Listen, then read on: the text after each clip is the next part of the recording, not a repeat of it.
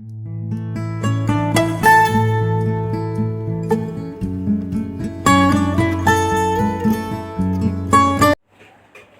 Student, welcome to progressive education channel.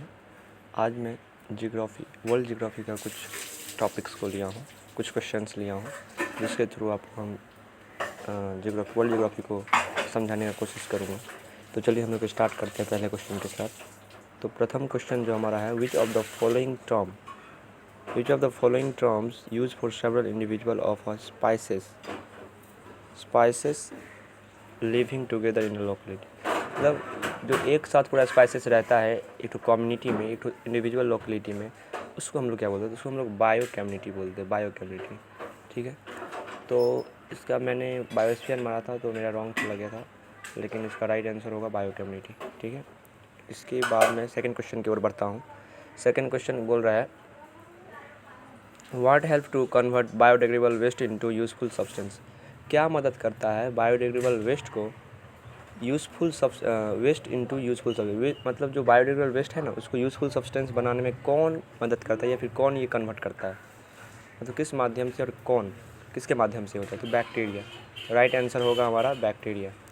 Bacteria के माध्यम से ये कन्वर्ट करता है, तो हमारा राइट आंसर होगा बैक्टीरिया। मैंने भी बैक्टीरिया ही मारा था, ऑप्शन बी मारा था, तो ऑप्शन बी मेरा राइट गया। ठीक है, हम लोग थर्ड क्वेश्चन की ओर बढ़ते हैं। थर्ड क्वेश्चन है, which crops is most expectable to frost. मतलब कौन सा क्रॉप जो है बहुत ही ज़्यादा सक्सेसटेबल है फ्रॉस्ट के लिए। तो मैंने इसको ब्लैक ग्राम्स मारा था, लेकिन ये मेरा रॉन्ग चला गया। इसका राइट आंसर जो होगा वीट होगा। वीट मतलब गेहूँ। ठीक है, ऑप्शन सी जो होगा राइट होगा। ठीक है, अब लोग हम फोर्थ क्वेश्चन की ओर बढ़ते हैं। फोर्थ क्वेश्चन क्या है, विच of the following gases is not found free in air. अभी के समय में एट प्रेजेंट कौन सा गैसेस जो है अपना फ्री फॉर्म में नहीं है, भले वो कंपाउंड फॉर्म या अलग फॉर्म में हो, लेकिन फ्री फॉर्म में नहीं है, मतलब अपना स्वतंत्र रूप से नहीं है एटमॉस्फेयर में प्रेजेंट। तो नाइट्रोजन तो है, कार्बन भी है। नाइट्रोजन का परसेंटेज भी दे दिया गया 78 पॉइंट। नाइट्रोजन का परसेंटेज दे दिया गया है, कितना है नेचर में 78 पॉइंट कुछ है, 78 पकड़ो, 78%। ठीक है, ऑक्सीजन का 0.33%। ठीक है, ऑक्सीजन का भी दे दिया 21%, लेकिन हाइड्रोजन का नहीं दिया। तो डैट मीन्स हमारा डी जो ऑप्शन होगा हमारा राइट ऑप्शन होगा।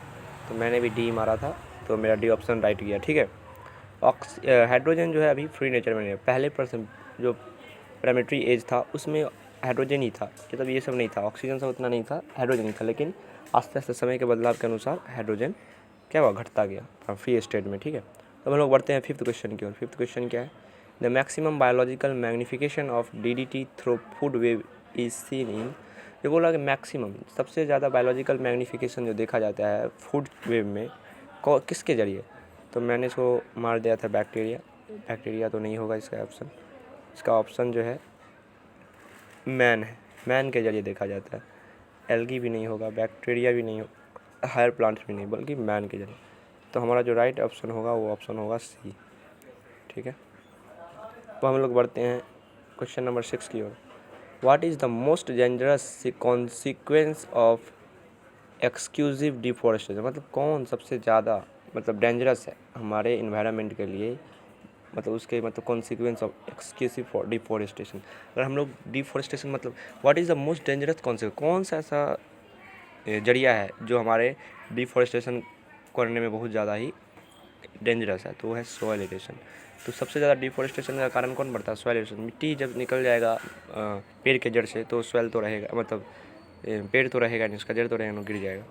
तो ये सॉइल इरोशन बहुत ही ज़्यादा हार्मफुल है तो फॉर डिफॉरेस्टेशन के लिए। तो हमारा ऑप्शन जो होगा सी होगा, मैंने भी मारा था, सॉरी ऑप्शन बी होगा, मैंने भी मारा था, मेरा राइट किया।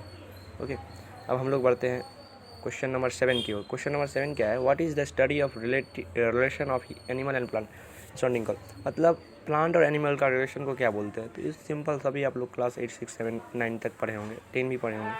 इकोलॉजी बोलते हैं और बहुत सारे कंपटीशन में भी बोला जाता है। तो इसका ऑप्शन ए होगा, ए जो होगा ऑप्शन राइट होगा, option A ecology. The relation between plant and animal in their environment is known as ecology. Okay, अब हम लोग option number what is green house effect. Green house effect हम लोग पढ़े हैं क्लास 9 में। तो what is green house effect, क्या है?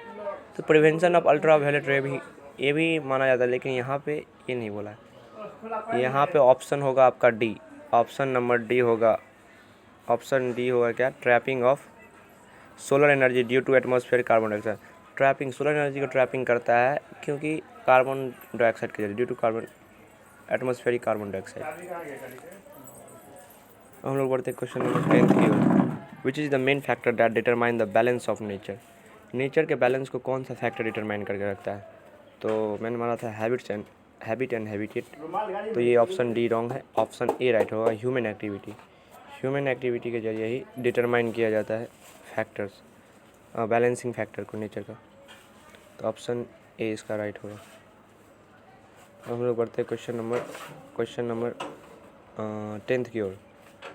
Who does the nitrogen fixation. Nitrogen fixation कौन करता है? ब्राउन एल्गी, रेड एल्गी या ब्लू ग्रीन एल्गी, और नॉन ऑफ दिस। तो ब्लू ग्रीन एल्गी करता है। तो option number C, option C right है। हम लोग बढ़ते हैं 11 क्वेश्चन की ओर। What is the largest source of pollution in the world. Largest source of pollution क्या है वर्ल्ड में?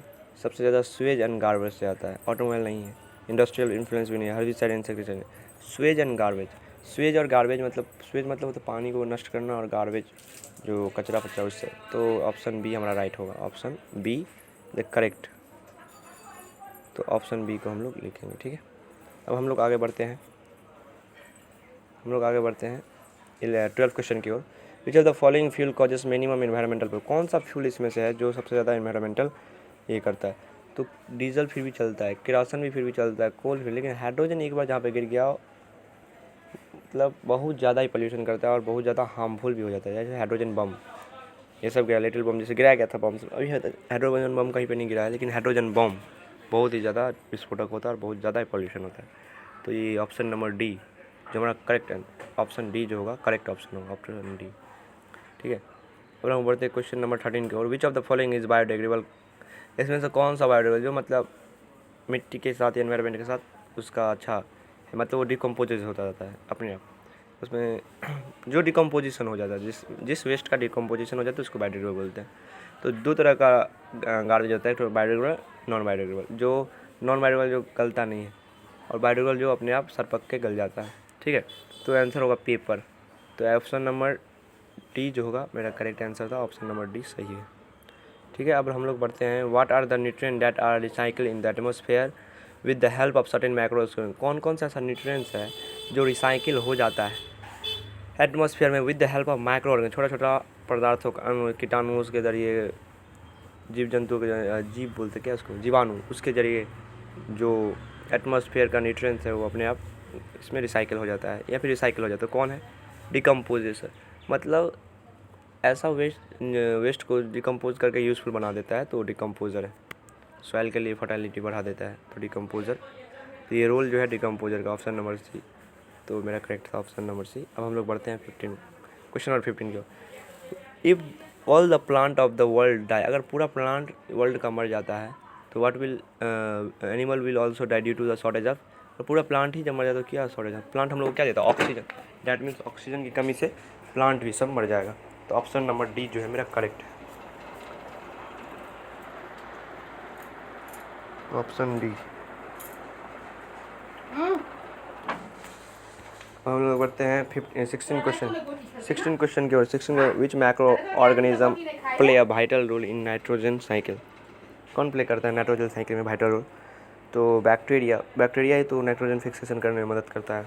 राइबोफ्लोजेमिक बैक्टीरिया होता है, राइबोफ्लोजेम ऐसा करके बैक्टीरिया होता है वही करता है।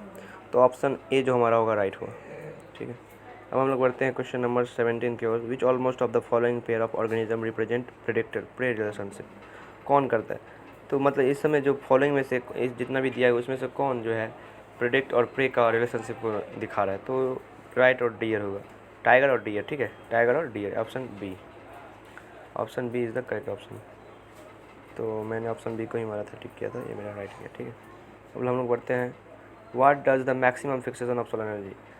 व्हाट डज द मैक्सिमम मतलब क्या करता है? Maximum fixation of solar energy क्या करता है? ग्रीन प्लांट कौन करता है? यहाँ पे होना चाहिए वेट, तो ग्रीन प्लांट करता है, तो इसका ऑप्शन डी राइट होगा। अब हम लोग बढ़ते हैं 19 क्वेश्चन की ओर।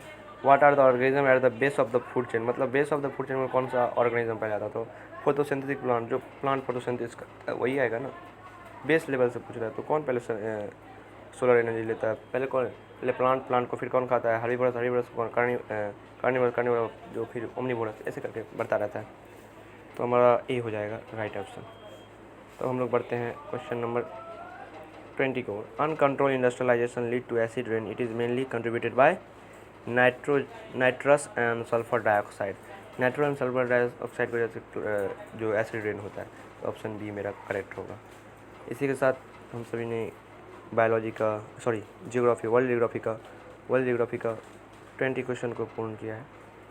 तो थैंक यू फॉर वाचिंग, और नेक्स्ट वीडियो में इसके बाद हम लोग डिस्कस करेंगे। Okay, thank you.